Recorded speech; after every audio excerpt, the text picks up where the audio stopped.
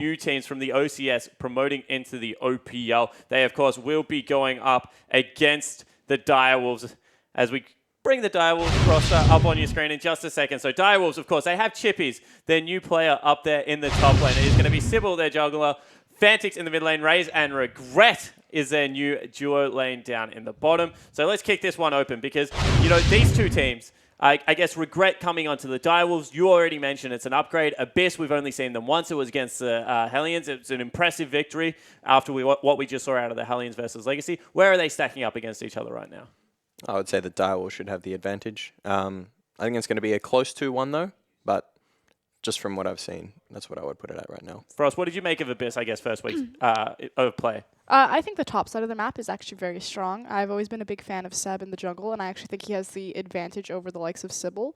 But I rate Seb very highly. So I think it's really cool that we have this Seb, Luch versus Fantix, Sybil, and then Chippies up there. And then you have Pac-Man, who is also kind of another hidden gem, if you will. So two of these big carries on kind of lower-end OPL teams coming together on Abyss Esports. Yeah, I guess Infernum and Trident's parting gift to the league was that they kind of let a lot of free agent talent back into the OPL. I mean, Pac-Man and Seb now turning up in the top side of the map is a great news story after losing Pabu up there and General. So that is one thing that Abyss definitely can hold their hat on. Bottom lanes, however, you got Squidgy T-Gun, T-Gun, big shot caller, but, maybe sometimes shaky mechanical skill going up against what is Raze and Regret. That's a pretty powerful bottom lane coming out of Direwolves. Yeah, I definitely think this is the part of the map where Direwolves have the advantage for sure. I think the top half of the map will be a bit of a wash. I think both teams are very skilled up there. Maybe Direwolves are a bit more mechanical, but I think they'll be all right. But in the bottom half of the map, definitely Direwolves will have the advantage. Yeah, we'll see whether that is the way it plays out. Two players we do want to take a closer look into, however, is Luch and Fantix.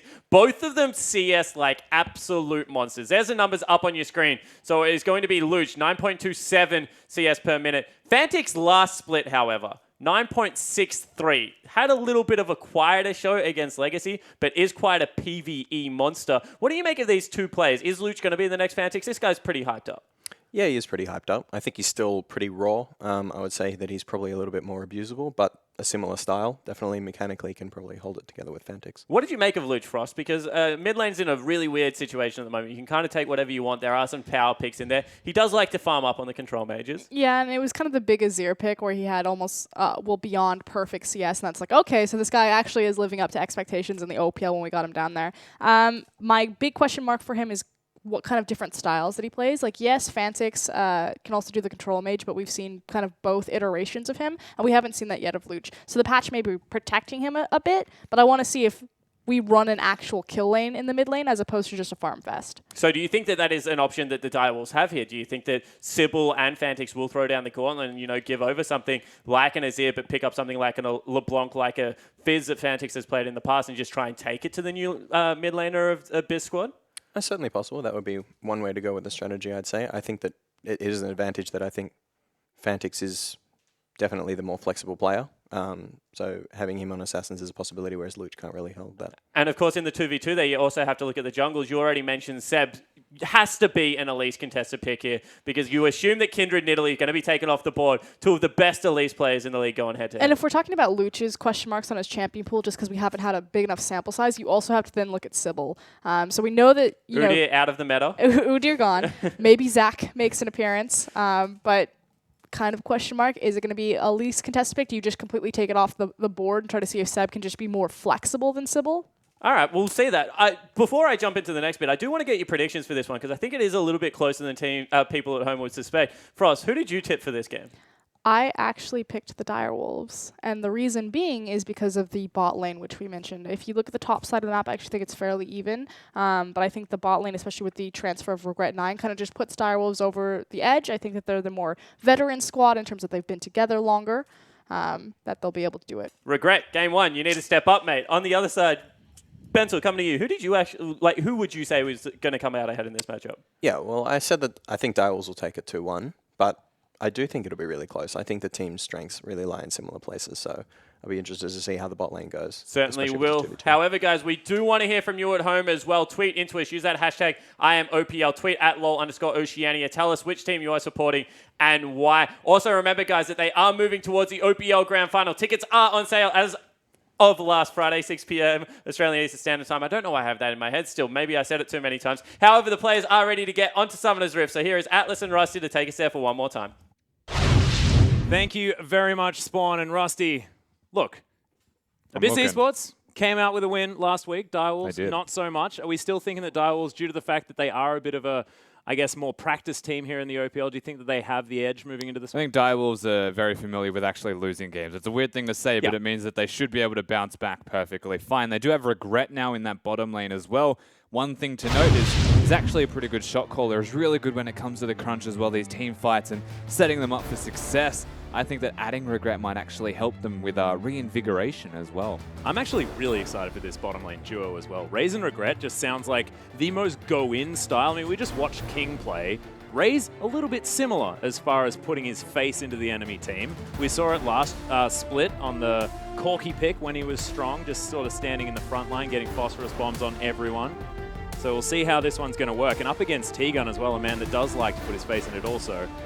Be possibly explosive. Yeah, there could be a lot of bottom lane aggression. I think it comes down to Squidgy, namely, as he did get a couple of games on Lucian that we won't see from him this time around. And he also showed a bit of strength and a bit of weakness in there. So I will say near exploitable player. But once again, I think most of our attention will be towards the top half of the map if you're an Abyss Esports fan. Exactly right. But all of the bans have completed. Fizz, Lucian, Trundle taken away by Abyss, as Direwolves removed Nidalee, Azir, and Soraka. So from back-to-back Soraka games to no Soraka on the Rift. And I'm personally okay with this. You know, I think we've got our potassium, not enough banana, no bananas necessary as we head into game number 3 for the day. But Ryze is going to be left open, and Pac-Man looking at it for now for Luch. A decently large amount of targeted bans. Even the Fizz from Abyss Esports Yeah. away from Fantix means that they might get options that they want in this middle lane. Yeah, potentially a flex ban there as well, as Chippies could have picked that one up towards the top side. But Direwolves now with 2 priority picks to come down. We'll see whether the Victor is going to be looked at. That probably doesn't need to be prioritized now that the Rise has been shown from Abyss. Yeah, and Ryze to me should be the mid lane option. I don't think we'll see that one flexed either, but Luch definitely capable of playing it, as it's basically a control mage. Yep. And Luch does that well. Kindred has been left up.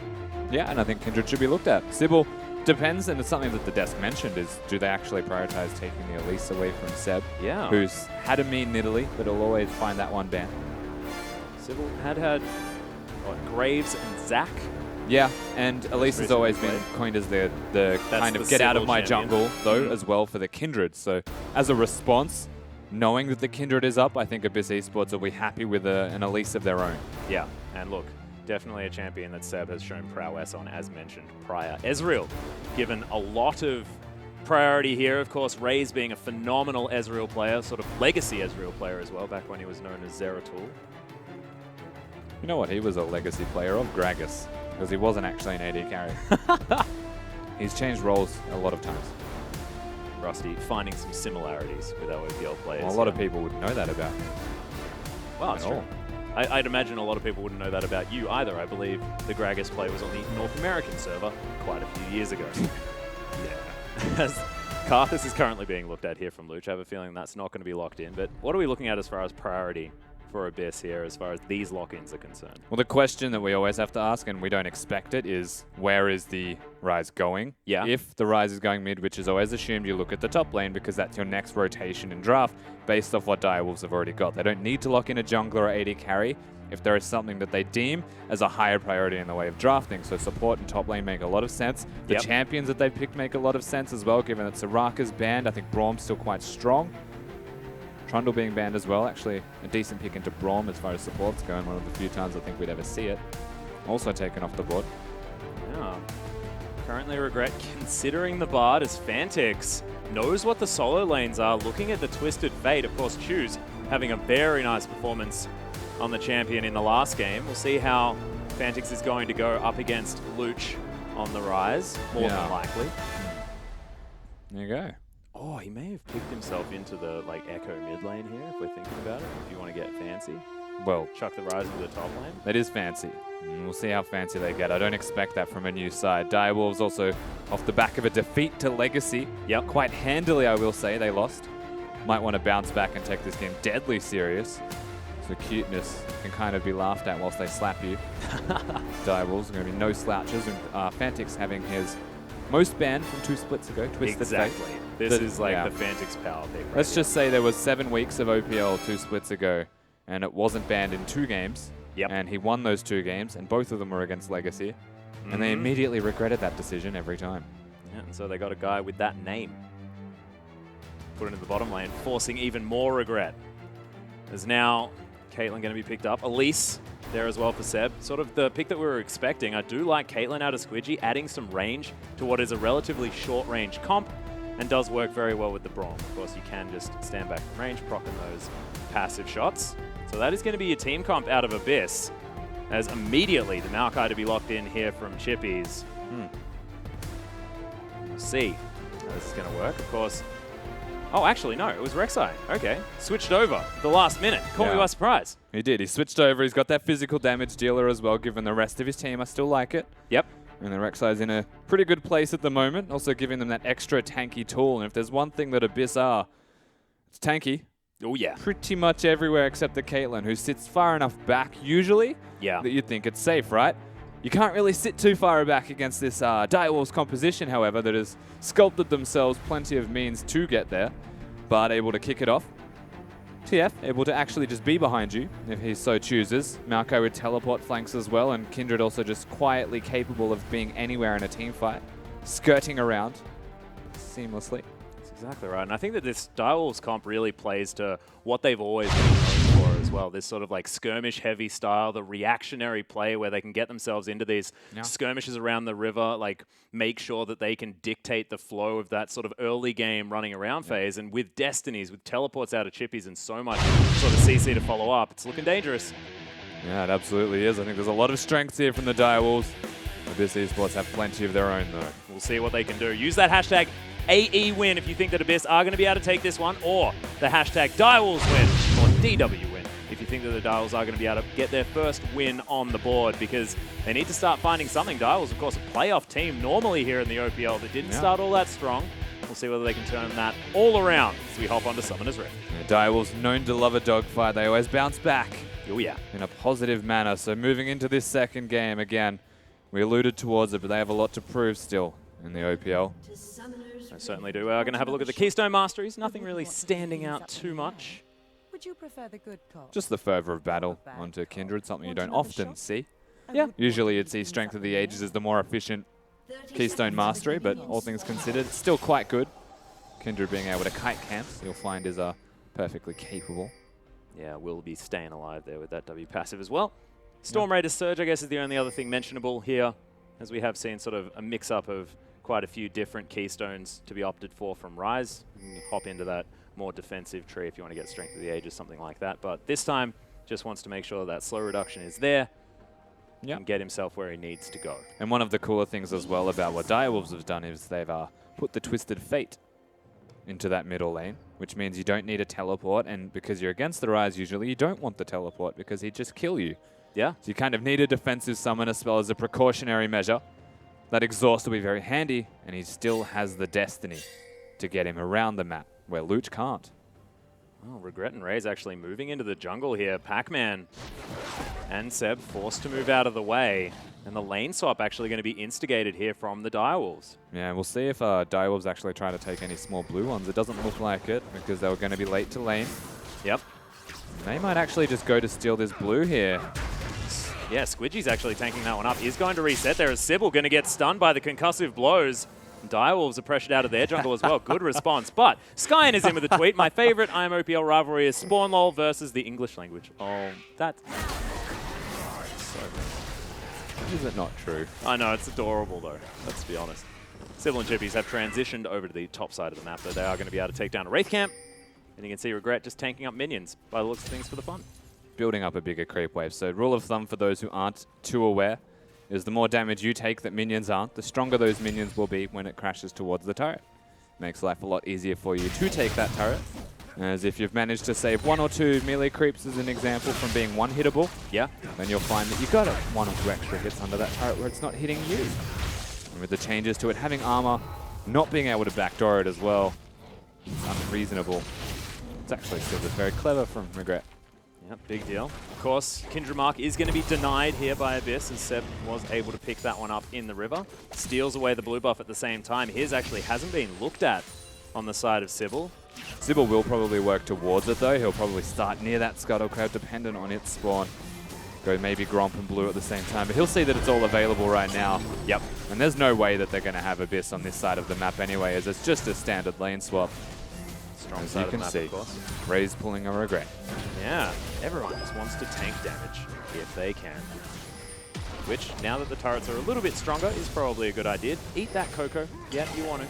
And by eat, I mean drink. He's pushing his luck. He most certainly is. But Chippies, of course, is going to be able to finish this one off. A lot of caster creeps there to offer their damage towards this turret. I'm going to transition over to the minion wave, though. The other rule of thumb as well is you want your top laner to be healthy, not your AD carry. Yep. Or support generally. I think you'll be okay with that. Which is why they do this, because Chippies will want to sit here. He'll want to make the wave kind of be frozen until you see the response out of the Caitlyn and the Braum. Once you see that response is when you start to hard push before they can get to it to make sure, which is why Sybil has actually placed his ward next to the Gromp camp that he was taking. Because knowledge is power. It certainly is. Of course, speed as well, pretty handy, as the tower just now falls down on the bottom side of the map. Bit of an advantage there for the Direwolves as they manage to get their lane swap happening a little bit faster, and the bottom lane already now to answer. Pac-Man going to be the one that really loses out on this trade. Got a flank on him too. Does use the phase dive, closes a little bit more distance, but now doesn't have his maneuverability. Nice slow comes in. The Got last him. auto attack and the ignite is going to be it. And Regret, welcome to the Direwolves, picks up first blood. And it's safe to say that because of how slow Abyss were with actually taking down their turret, it gives enough time for Direwolves to be down there almost sooner than expected. Pac-Man goes down quite easily.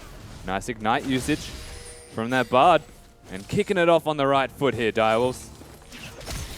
Certainly are here as Luch manages to pick up all of the creeps underneath the turret, 43 to 41 as far as that farm is concerned in this agricultural mid lane.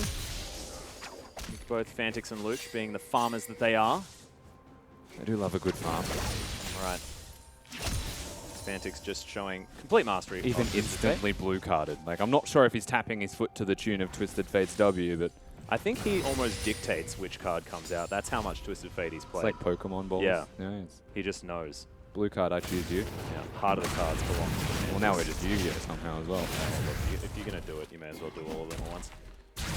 Never seen Yu-Gi-Oh! Throw a Pokemon out, alright? It's not true. I was just going for, like, let's get the whole Cheese TV collection happening. As Direwolves now just going to push down as a four-man group on this bottom lane outer turret. Same thing going to be happening towards the top side as Abyss Esports doing their very best to get as much global gold for the Caitlyn. Get her past that trough that we talk about so often. Of course, Raze happy to stack up that tier at the same time. So both teams had a bit of an accord. Is going to be Echo picking up all of the gold here, the local gold for this turret. As Fantix actually taking a lot of damage from Luch. The damage was done, regardless of the rest of that trade. Naturally, Luch still showing.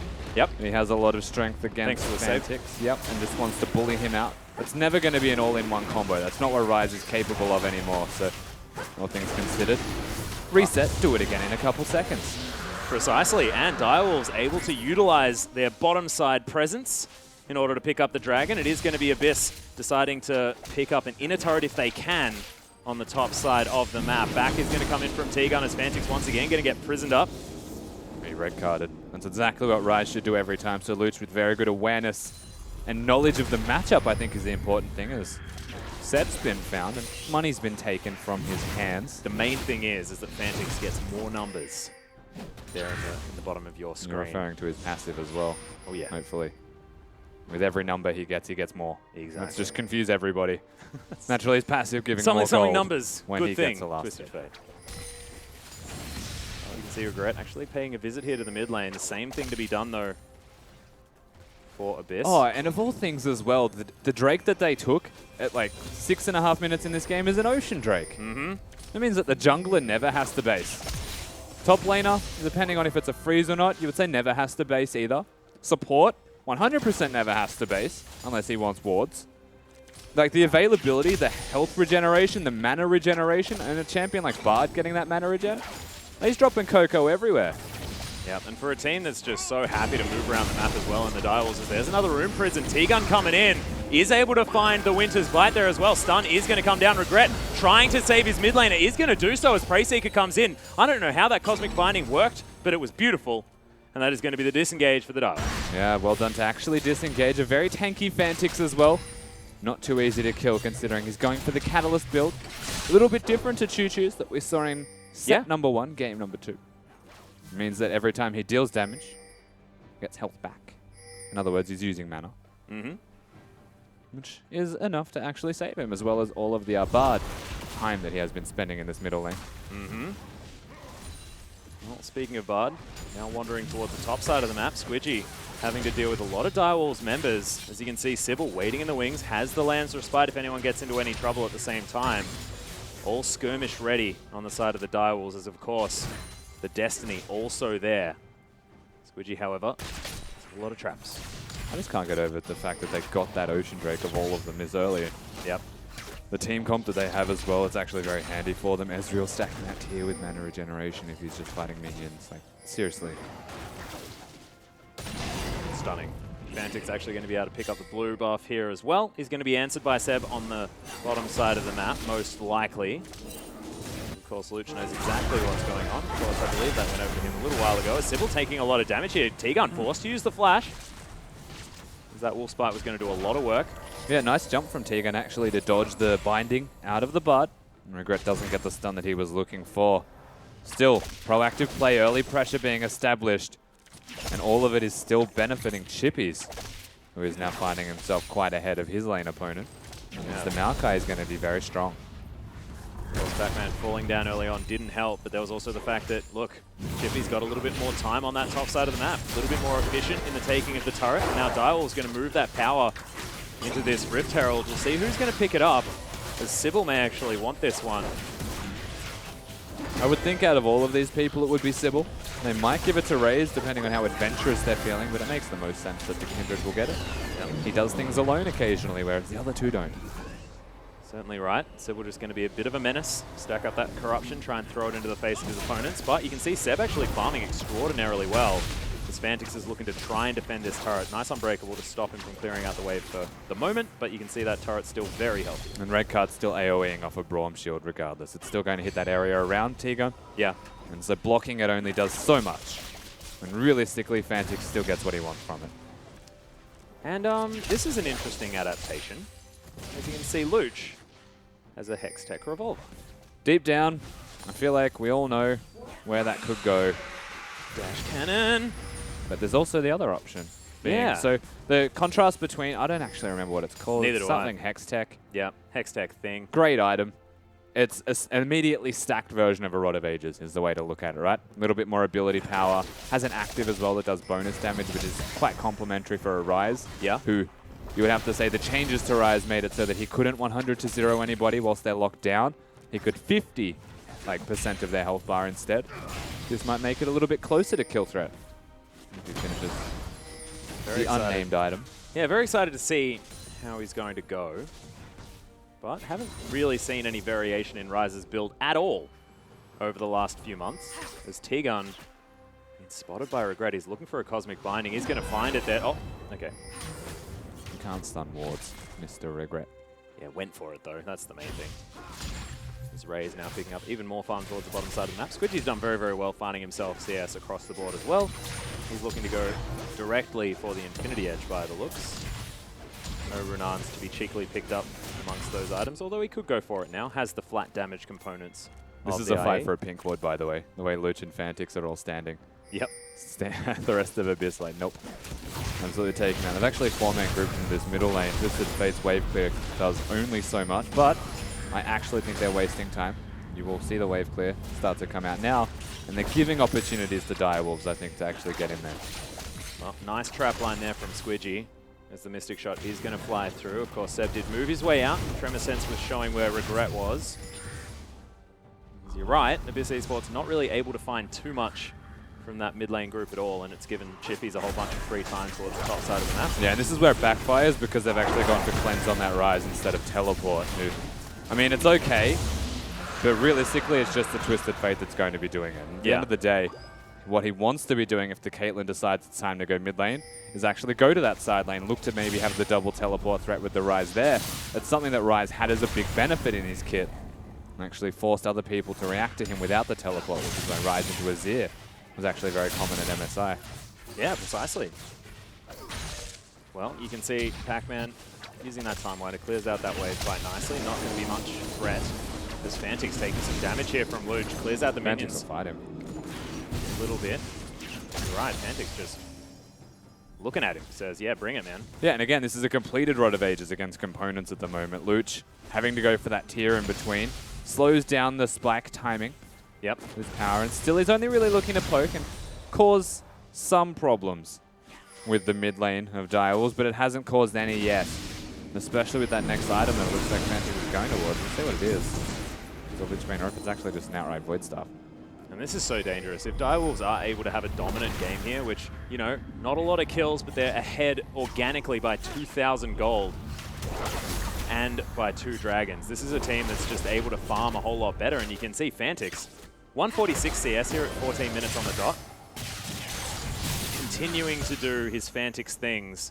And I have a feeling he's got something to prove against Luch. So I feel like, yeah, both of these mid laners, they do love farm. They will be very farm-heavy players and have a similar playstyle as mentioned by Benstel on the desk. Yeah. But it also means that they will collide at the same time. The Ryze has finished the item. I'm going to actually, you know, I'm just going to look it up. Yeah. It's a little bit embarrassing, isn't it? That is. Haven't seen it before from I just anyone. didn't expect to see No, it on a neither. Ryze. I didn't come in today saying, oh, look, Ryze, they always pick this item up. Yeah. We'll get back to you though, folks, as Fantix and Luch once again going to square off against one another. Fantix giving him some room this time. T-Gun is going to make his way through at the same time. Oh, nice Unbreakable. Deny as much farm as you can, T-Gun. That is the way. Everything's still going well, though, for Direwolves, whilst he's denying a lot of things, T-Gun. Yeah. Minor victories don't actually favour them at the moment. Squidgy sitting in these side lanes as well is actually a big indication that he's just weak. Cull complete. Oh, so they're actually looking for a regret. The Magical Journey is going to come down. Luch caught by the Tempered Fate. More of a disengaged variety, but it's a really nice stun. How did that even happen to Sybil? Able to dance his way forward. Glacial Fissure comes down. Fantix just takes it. Doesn't really care too much at all as the Chrono Break is going to be used. Pac-Man just exits the lane completely. Heads towards the bottom side once more, but 5 members of the Direwolves are going to be able to take down the outer turret in the mid lane and continue their objective-based onslaught on this game. That's exactly what they are doing. Objectives, they play it slow, and eventually Abyss come to them. Because it comes to them, they get Bard stuns, they get Ezreal ultimates, and Twisted Fate is a tank at this stage in the game. Because he's got health to back him up and just does not die. Yeah. Chippies as well with the teleport timing, actually using his Twisted Advance on the Echo, forcing him to not be able to kill Fantix and then take too much damage, which means he did piece the heck out. Everything looking really strong here for the Direwolves at 16 minutes in this game. Dragon control, tower control, they're doing it all. Yeah. Void Rush going to be able to get Seb back into the jungle, but they do have a lot of late game threats. You know, the Caitlyn there, as well as, you know, a big death ball as far as those abilities are concerned, but No, you can't make it over that. Nice strike, Fantix. he's going to get room prisoned up. Fantix taking so much damage, but Sybil in there with the Savior play. And the heal is going to come out. Fantix, of course, with the Destiny available, can afford to go back to base and still get himself back into the mid lane to defend if he needs to. But you can see this turret actually quite healthy. This True Shot Barrage is going to come down. T-Gun, nice Unbreakable. Yeah, he's going to stop those minions from dying too quickly. However, they do fall. The saving grace of that is the T-Gun just doesn't take damage from it, so the saving of the minions didn't actually provide them with anything. Yep. And realistically, the Direwolves hold. Fantix actually just makes a big mistake and just tries to skirt around the outside of a Caitlyn trap, realizes it's a mistake, and thankfully Kindred is there, Sybil is there with his Lamb's Respite to keep him happy, so small error made up for by a lot of damage that Sybil is currently dealing, and that is absolutely a point that we need to touch on. The amount of damage that he is dealing is noteworthy. Yeah, just silly stuff. Also found out the name of the item. What is it? So irrelevant. The That doesn't Hextech sound like a- GLP 800. Oh, no wonder we forgot the name. So, So, like, do they design these without thoughts in mind? I'm just going to call it the Rod of Quickly. The Hextech DFG. Hextech DFG, that sounds good. Or Hextech BFG, like it's a big gun? Whoa. It's not a gun, it's a Real here. Yeah, good point. Seb looking for the knock up onto Sybil here. Doesn't quite have the Lamb's Respite available yet again, but it does have damage to offer back. Wolf's Bite not going to be found for the proc, but Sybil able to assert dominance, pick up some control of this area. Yeah, the battle of the junglers. Naturally, Seb having early pressure as he would on this Rek'Sai, working towards his super tanky item build. Even going for that OG Sightstone inclusion in there. Like it, like it. A lot of strength on that Rek'Sai, but his damage starts to fall off quickly. And that's where you'll find Sybil bites back, and he does hold his own. Self-jungle defiance. Yeah, he's a legitimate damage threat here on the side of the Direwolves. Pac-Man will probably be doing a little bit more than Chippies, but probably not to the same extent as the Kindred is going to be offering. As T-Gun taking a bit of damage, Unbreakable going to help him out there though, as Direwolves just pressing their advantage forward. Yeah, but still the Gold League grows, right? Yeah. Whilst they're pushing that advantage, it might be small details, but sooner or later, their backs will break here on the side of Abyss if they continue to pressure. And it's mounting towards the third dragon.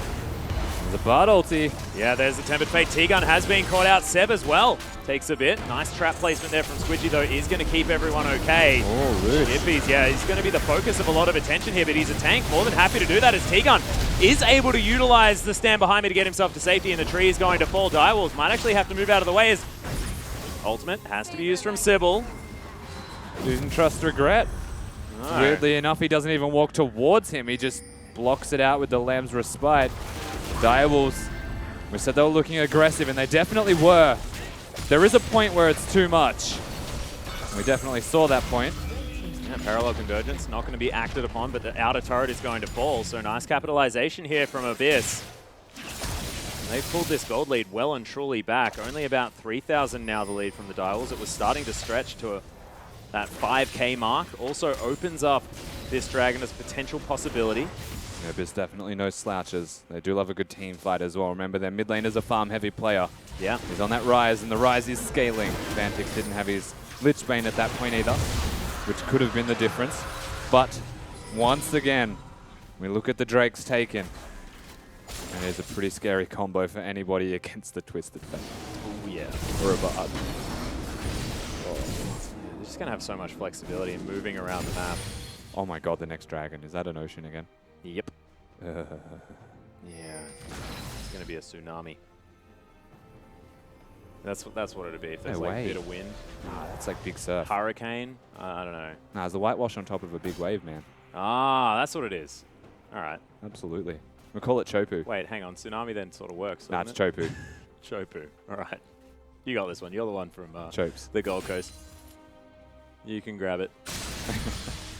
Make sure you let us know on Twitter, guys. Who you think knows what these amalgamations of dragons are. Probably the most fun that we have here on the caster desk, working out what the combos mean. It's not true. Also working out item builds that people are going towards. With Pac-Man well out of position. He is. Phase dives himself to some relative safety, but Fantix just says, nah, you're dead.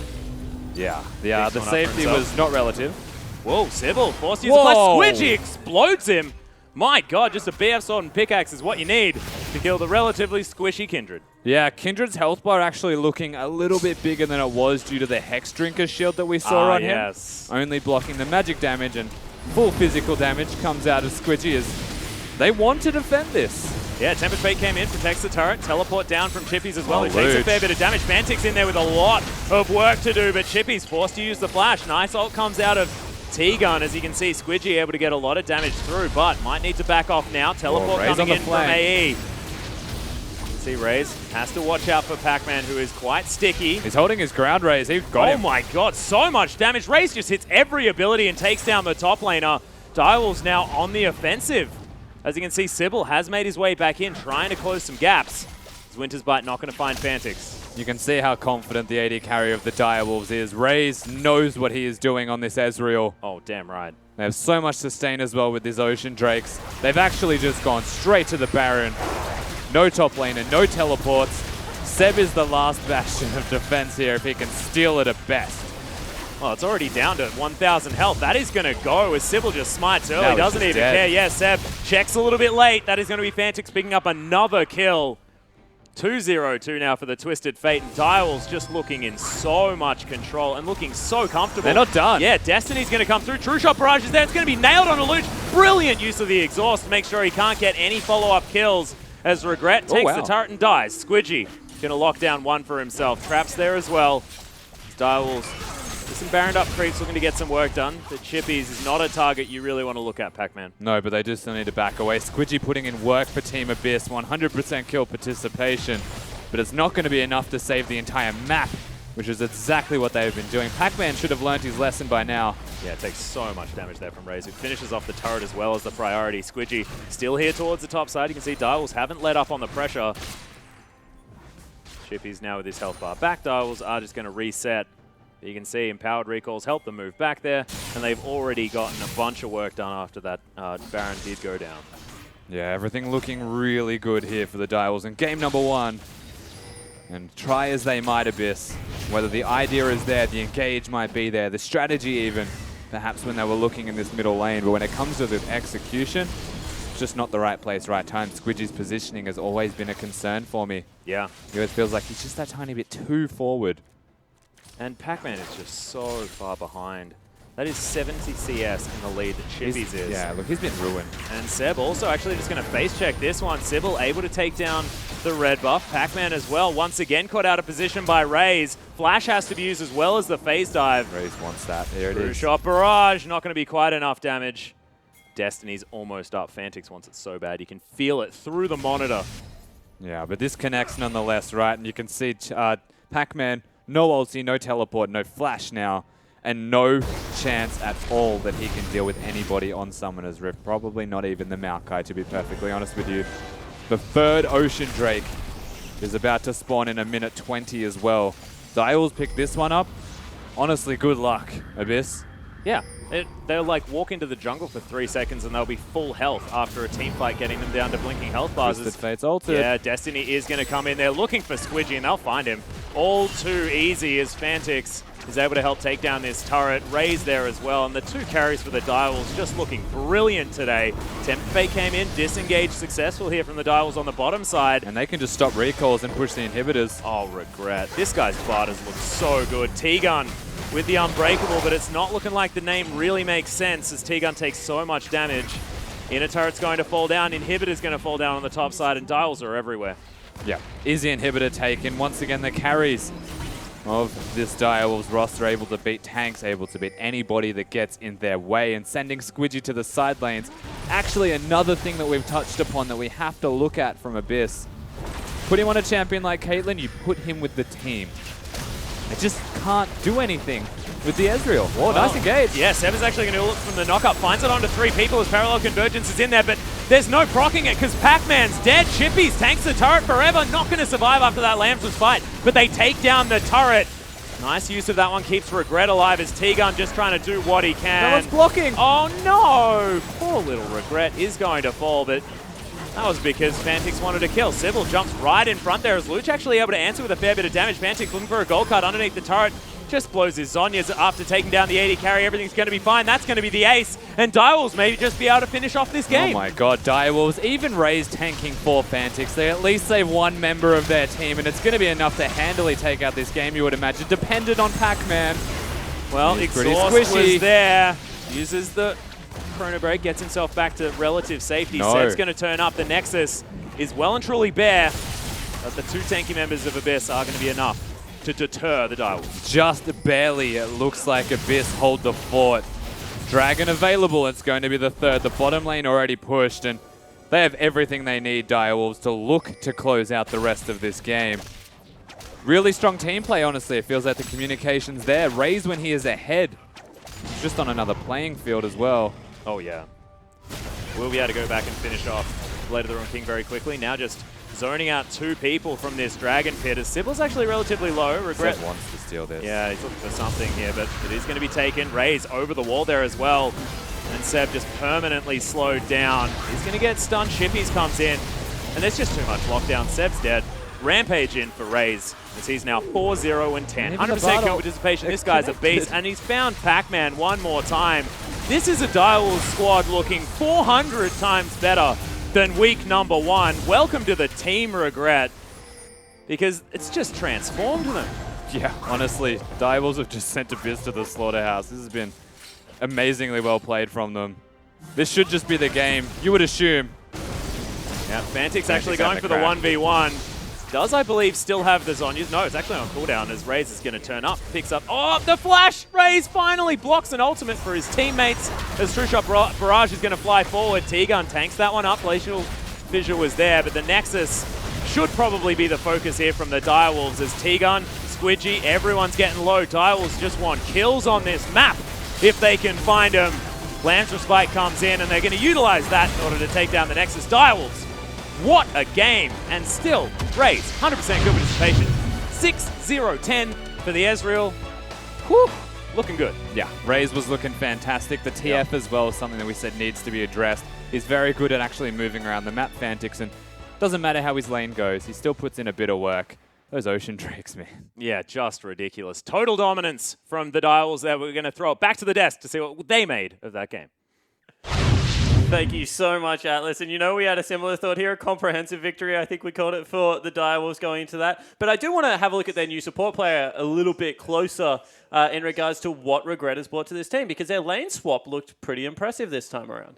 Yeah, I definitely think Regret brings a lot of knowledge in that area. From the short time we got to speak to him during our boot camp last split, he seemed to know what he was talking about in the lane swap, so I think that's something he can bring to Direwolves, who are overall lacking in that area. And of course, Abyss, on the other hand, Chippy's falling down nice and early for Oscarin and wasn't able to find his way back into the game. Sorry, not Chippy's.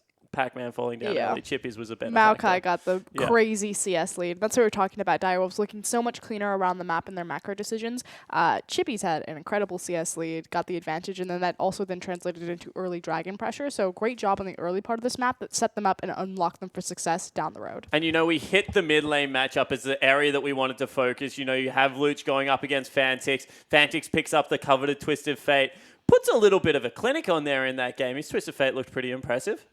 Yeah, I think that was definitely the experience showing through there. He really knows his way around the Twisted Fate and getting around the map, and Luch didn't really have an answer. And what did you think about the Rise build for Oscar? And I know you're all about the new items that came into the patch. You gave us a rundown of cooldown reduction being everywhere. I don't even know the item's name, so beg my pardon, but you know, I'm just going to throw it over. Rise's build, what did you make of it? I wasn't quite a big fan on it. The gun, what is it called? I don't even know the name of it. It's been used so rarely, I have no idea what the name is. It shoots rockets. It shoots icy rockets. It shoots at the CC, and we saw him actually shoot out the rockets when he got ganked in the mid lane. He hit it with Fantix. But the slow on it is, 0.5 seconds? So it's just abysmal of a slow. You get immediate power versus the scaling power of the Roa, but the Roa just works so much better in Rise's kit that let's put that one on the back burner. That's not a great item. So Luch, unfortunately, not able to pick up a good item there in the shop. And, you know, this is something that's important because now we get to see a young team in Abyss, something that they haven't really had their backs up against the wall like this. I mean, they were pretty dominant in the OCS along with Chiefs Black. They just got it taken to them from Direwolves in a very macro-heavy game. Is this the point where you just go back to the drawing board and, like, we're just going to fight you? We're going to play Abyss-style League of Legends? I wanted to quickly touch back on the item because I felt like it wasn't as fair to him. I felt bad after doing it. It's fine to look for the immediate power spike right there. Like if you're trying to wait that, well, you know, this one's going to make me stronger right now versus the Roa taking time to ramp up. But the issue is then when you also look in tandem with their AD carry Caitlyn, who had the double AD items, and I think sitting around on tier 1 boots, it was very obvious that they had slotted her into a side lane to farm to try to get past that 25 power spike minute mark. So like taking the immediate item versus the scaling item when you were still waiting on your AD carry to ramp up, I just think it didn't. Like as the side note to that, they obviously weren't on the same page with it. All right, so there's a serious answer. Going back to what Abyss need to do. Like, is this a team, like, you played against the Direwolves quite a lot on Sin. Can you out-team fight them? And this is a team that you can kind of drag around the map and bring down to a level? Or do you think that they are more exploitable on that macro level that they used to suffer on? I think taking away the TF is pretty important. I think that their macro level improves so much when they have TF. Without it, they look a lot more lost. Their team fighting is definitely something you can play against, although I would say it is probably their strong suit, so I wouldn't recommend Abyss go against that. I think they probably need to rely on Seb to take over the early game here. I think it's more of their scrappiness. Like when we talk about the Direwolves, you know, when the Wolves go hunting, it's about their 3v3s and their skirmishes, particularly because they have such incredibly talented mechanical players like Fantix in that mid lane that if it's pretty much Fantix plus any other iteration of the Direwolves, like plus 2 members, they're sure to win that as long as it's an even fight. When you start getting into the more 5v5s, that's when actually the Direwolves start to fall apart a little bit when you compare them to the other top-end OPL teams like Chiefs, like Legacy. And we actually saw that in this game when they would have gold leads and they would just simply lose team fights. And something like that is actually unacceptable, and I think that's the next step that the Direwolves need to take in shoring up their full 5v5 to make sure that they are actually an elite team in the OPL. Well, talking about shoring up, a 15,000 gold victory will certainly do that for you. However, guys, they do have to still win the best of 3, so don't go anywhere. After the break, we'll be back for game number 2 between Abyss Esports and the Direwolves.